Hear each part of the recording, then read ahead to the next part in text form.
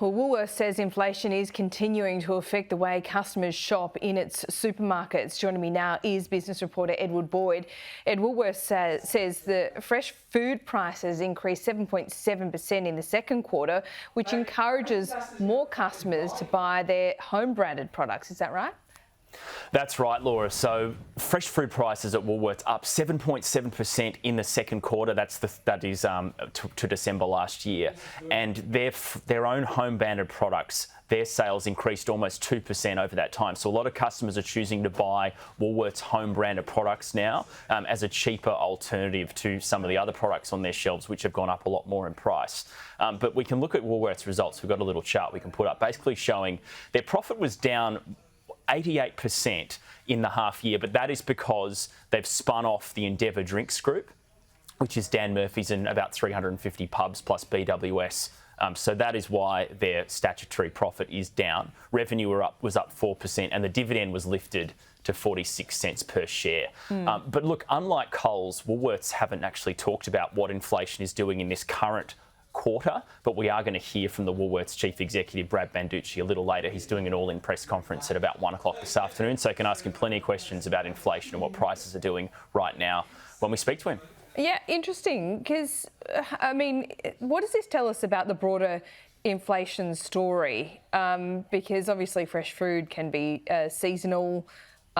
So do we look at it in isolation? Can we look at it in isolation? Does it tell us anything about where inflation is headed?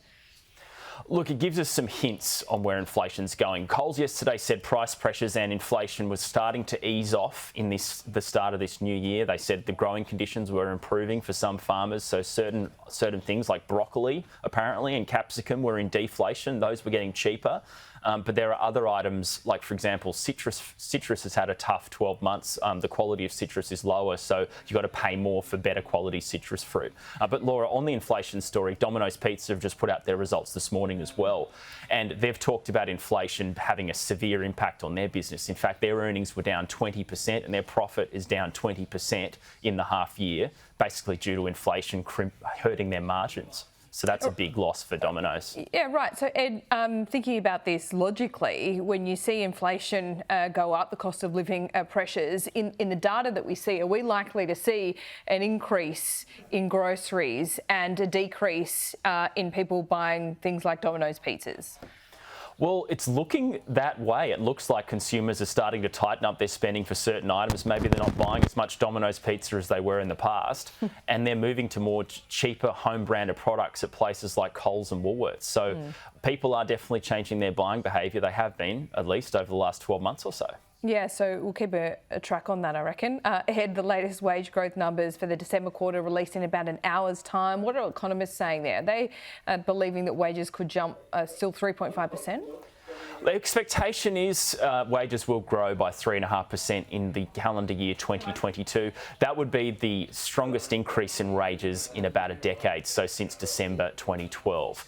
But when you look at where inflation was at last year, it jumped 7.8%. So with wages going up at 3.5% and inflation at 7.8%, wages are still, in real terms, going backwards. So we'll get those numbers from the Bureau of Statistics in about an hour's time at 11:30 this morning.